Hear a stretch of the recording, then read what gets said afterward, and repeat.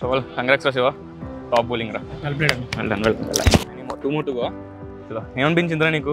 ఇవాళ స్లాగ్లో వేసావు కదా బౌలింగ్, నీకు ఏమనుకుని వేసావు స్లాగ్లో? అంటే ఒక ప్లాన్ అనుకున్నానండి, మార్కర్లు వేద్దాం అనుకున్నాను. ఫస్ట్ ఓవర్స్ బాగా ఎగ్జిక్యూట్ చేస్తున్నాను, థర్డ్ ఓవర్ అవి ఎగ్జిక్యూట్ చేయలేకపోయాను. అక్కడ రన్స్ బాగా దిగాయి. ఇవి నెక్స్ట్ మ్యాచ్ ఇంకా ఇంప్రూవ్ చేసుకుంటే ఆ ఎక్కువ రన్స్ కూడా ఇవ్వకుండా బాగా వేయగలిగాను.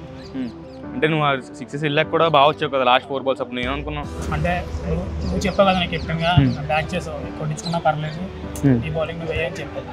కాబట్టి నాకు ధైర్యం వచ్చింది కొద్దిగా. మళ్ళీ వేరే ప్లాన్కి వెళ్ళాను అక్కడ, స్లోగా వేద్దాం అనుకున్నాను. అక్కడ 2 వికెట్లు వచ్చాయి.